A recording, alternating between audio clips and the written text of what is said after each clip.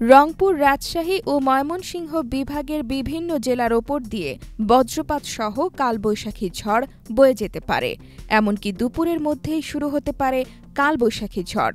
এই শঙ্কার কথা জানিয়েছেন আবহাওয়াবিদ মোস্তফা কামাল পলাশ। শনিবার ভোররাতে নিজের ভেরিফাইড ফেসবুক প্রোফাইলে এক পোস্টে তিনি এই আশঙ্কার কথা জানান। মোস্তফা কামাল লিখেছেন, কালবৈশাখী ঝড় রংপুর বিভাগের পঞ্চগড়, ঠাকুরগাঁও ও দিনাজপুর জেলা দিয়ে বাংলাদেশে প্রবেশ করে দক্ষিণ পূর্ব দিকে রংপুর বিভাগের নীলফামারী, রংপুর, লালমনিরহাট, কুড়িগ্রাম ও গাইবান্ধা জেলার ওপর দিয়ে অতিক্রম করে রাজশাহী ও ময়মনসিংহ বিভাগ দিয়ে অগ্রসর হওয়ার আশঙ্কা করা হচ্ছে। তিনি লেখেন, শনিবার সারা দিনই দেশের বেশিরভাগ জেলার আকাশ মেঘাচ্ছন্ন থাকবে। দেশের মধ্যাঞ্চলের জেলাগুলোর ওপর দিয়ে গুঁড়ি গুঁড়ি বৃষ্টিপাতের আশঙ্কা অপেক্ষাকৃত বেশি।